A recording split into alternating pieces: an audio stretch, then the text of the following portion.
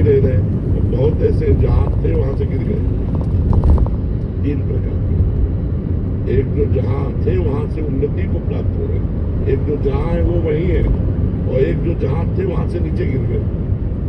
तो उनमें प्रधानता तो आपकी हुई ना, गुरु ने तो गुरुमंत्र सबको बराबर दिया, कृपा सब पर बराबर की, लेकिन उसका प्रभाव जैसे स्वाति का बूंद गिरता है केले पर तो कपूर बन जाता है, सांप के मुंह में गिरता है तो जहर बन जाता है,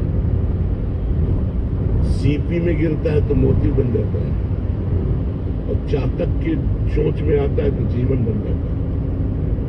स्वाति की बूंद में तो कोई दोष है नहीं, पात्रता में है। जो नीचे पात्रता में आया वही उसका स्वरूप है। तो गुरुमंत्र बराबर सबको दिया जाता है, बस आपका उद्देश्य, आपकी लगन, आपकी पवित्रता, आपकी जितेंद्रियता उसमें काम करती है।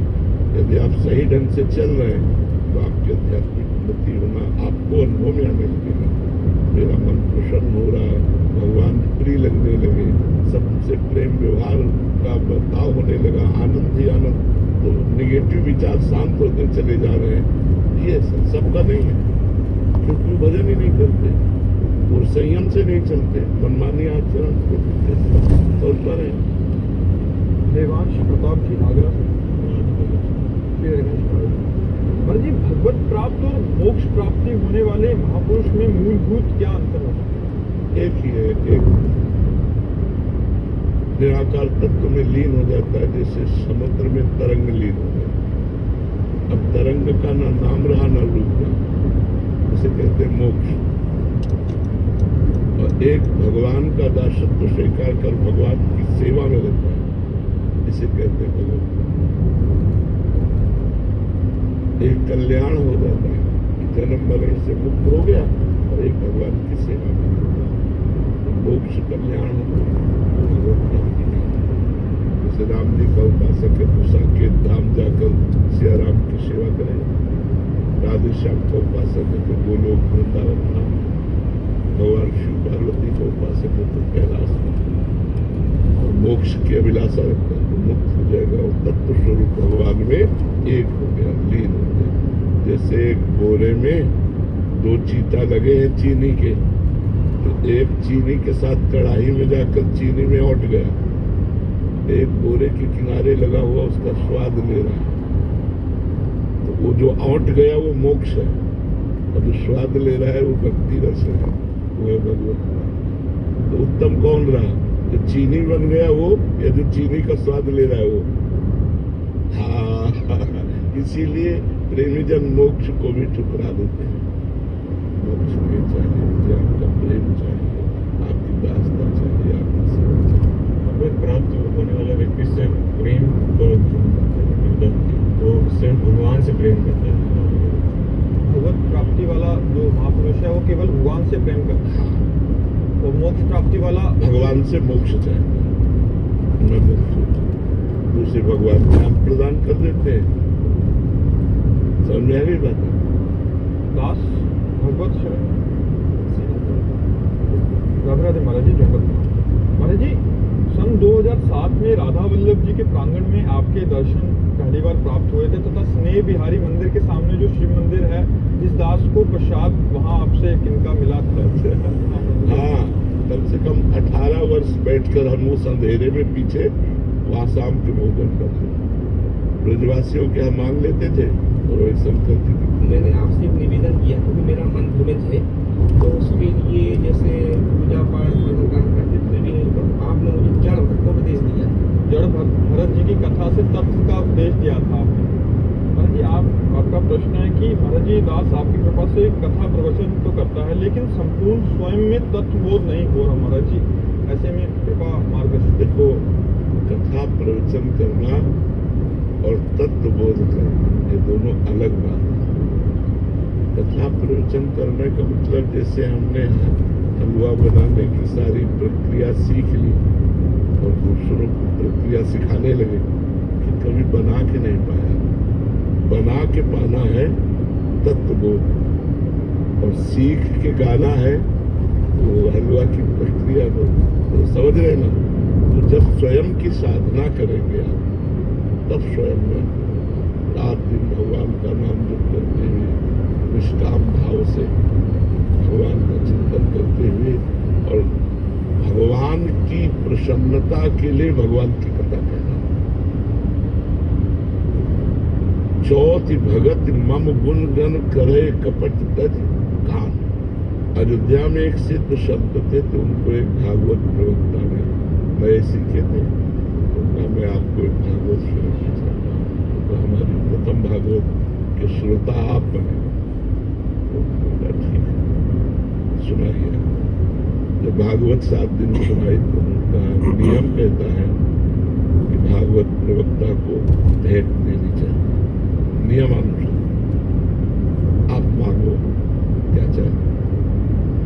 उनका महाराज जी धन का बड़ा अभाव है, बोले आज से व्यवस्था बननी शुरू हो जाएगी, आज से ही शुरू हो जाएगी, आप चिंता न करो, पर्याप्त धन हो जाएगा। और मांगो। सिद्ध संत उनका महाराज संतान नहीं है, पुत्र हो जाएगा इसी वर्ष में। और मांगो। उनका भगवान से प्रेम हो जाए व्यर्थ की बात करता है।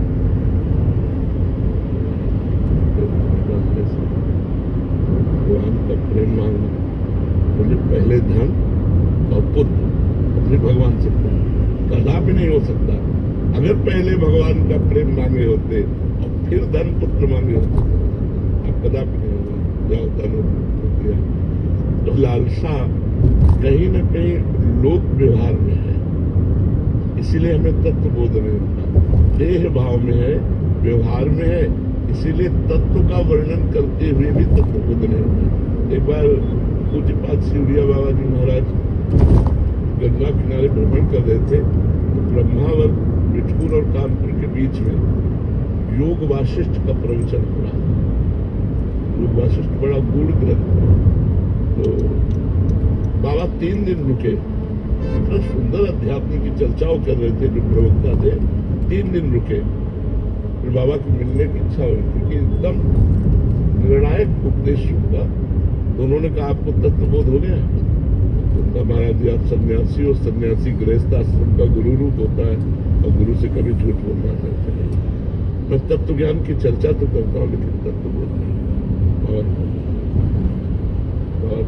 तब उन्होंने लिखा कि तत्व ज्ञान की निर्णायक चर्चा करने पर भी उसे तत्वबोध नहीं हुआ। तब एक एक सूत्र की व्याख्या करने पर भी उसे तो नयमात्मा प्रवचने न लभ्या न मेधया न बहुना सुनते। जो आत्मबोध है ये बहुत प्रवचन करने वाले को भी प्राप्त नहीं होता, बहुत प्रवचन सुनने वाले को भी प्राप्त नहीं होता, बहुत बुद्धिमान को भी प्राप्त नहीं होता। जो आत्मा का वर्ण करता है, मुझे अब आप स्वरूप में अपने स्वरूप में लीन होना है, वो उसके अंदर मुमुक्षता जागृत, फिर साधना में तत्पर होता है। तो साधना में तत्पर हुआ तो अंदर ही अंदर उसे अनुभव हो जाता है। अभी सारा खेल बाहर ही बाहर हो रहा है, तो जब अंदर शुरू होगा तब तत्वबोध हो जाएगा। जो ज्ञान आपको है कोई नया ज्ञान नहीं है, वही तत्वबोध में होगा। लेकिन बस अंतर इतना है कि हलवा बना के नहीं खाया, हलवा की प्रक्रिया पूरी पता है। वो स्वाद जब हम स्वयं साधना करेंगे तब प्राप्त होगा। अब दूसरे तौर पर जैसे आप भगवान की कथा का गान करके लोक मंगल के लिए, लेकिन धन तय नहीं करते तो आपका कल्याण होगा। क्योंकि भगवान की कथा करना, भगवान का नाम कीर्तन करना बहुत बढ़िया बात है, बहुत मंगल में आराधना है। पर जब हम उसे अंकों में निश्चित कर देते हैं तो फिर उसका जो फल प्रेम होना चाहिए। भगवान की कथा कहने से भगवान में प्रेम होता है, क्योंकि भगवान की चर्चा है। महामोह मैशेष विशाला राम कथा कालिका कराला। महामोह का नाश करने के लिए, जैसे महिषासुर का नाश करने के लिए भद्रकाली प्रकट हुई, ऐसे ही ये दुर्गा कथा मोह रूपी महिषासुर का मर्दन करने के लिए। पर क्यों नहीं हो पाता है? क्योंकि हमारा लक्ष्य मान प्रतिष्ठा धन आदि आदि वो प्रभाव नहीं पड़ता। यदि हम केवल भगवत चर्चा, भगवत प्रसन्नता के लिए करें और जो स्वाभाविक भेंट आ जाए उससे अपना जीवन यापन करें तो हमारी भक्ति बढ़ने लगेगी। इसीलिए हमारी भक्ति वृद्धि को प्राप्त नहीं होती है। भक्ति प्राप्त हो जाए तो तत्वबोधि भी प्राप्त हो जाएगा, भगवान का दर्शन भी हो जाएगा। महाराज जी, आपने मुझे उपदेश यह दिया था, मुझे आज भी याद है कि अगर आप कुछ ज्ञान चाहते हो अथवा कुछ चाहते हो जीवन में तो कुछ बना रहे, उसके लिए संतों की चरण रख लीजिए। बिना महत्पाद रजो विषय बात है लघु गणित तत्तपसा नयाति न चेतिया न निरूपणात् गृहत्वा, बिना महत्पाद रजो विषय। और मुझे आज भी याद है गुरु जी आपके प्रवचन, मैं उन्हीं को जो है कि साक्षात करते हाँ, बहुत आपने इतना सुंदर मुझे उपदेश दिया, मैं बहुत परेशान हो गया था, मन अशांत हो गया था, लेकिन आपके 5 मिनट के प्रवचन में वो शांत हो गया। तो गुरु जी वो छठा आज भी मेरे दिल दिमाग में, जब आप राधा वल्लभ में पहुंचे, इतना आनंद आपके दर्शन करके हुआ मुझे, तो मुझे लगा इतना तो कहीं दर्शन करके आनंद नहीं हुआ। राधे राधे महाराज जी। महाराज जी, शरणागति शब्दों में आसान सी लगती है पर जीवन में मुश्किल होती है। भोगों की प्रियता के जो हमारी इंद्रियों को विषय प्रिय लगते हैं, उन्हें भोगने में सुख का अनुभव होता है। भ्रमात्मक, सत्य नहीं, भ्रमात्मक। जैसे स्वप्न में हमें कोई सुख मिला तो जागरण पर उसका कोई महत्व नहीं रहता, ऐसे ही जागृत में जो सुख मिल रहा ज्ञान होने पर कोई महत्व नहीं रहता। अज्ञान के कारण भोग प्रियता हमारी बढ़ गई है और भोग प्रियता देहाभिमान के कारण बढ़ गई है। देहाभिमान होने के कारण शरणागति बहुत कठिन जान पड़ती है। शरणागति जैसा कोई साधन ही नहीं है। सर्वश्रेष्ठ भगवत प्राप्ति का साधन शरणागति है। भगवान की शरण में मैं जैसा भी हूँ, नीच हूँ, पापी हूँ, पतित हूँ, पर हे नाथ मैं आपकी शरण। हमारा तुम्हारा संबंध है स्वामी। आपने कहा ममैवांशो जीवलोके, तो मैं आपका अंश हूं। और वैसे भी अगर मैं पतित हूं तो आप पतित पावन हैं, मैं दीन हूं तो आप दीन बंधु हैं, मैं भिखारी हूं तो आप दाता हैं। स्वामी, हमारा आपका संबंध है। मैं कैसा भी हूं लेकिन मैं आपका हूं। यहाँ से शरणागति प्रारंभ होती है और यही पूर्ण हो जाती है। जब तत्वता हृदय में बात आ जाएगी तो पूर्ण हो जाएगी। अभी वाणी से है तो वचन से प्रारंभ हुई और हृदय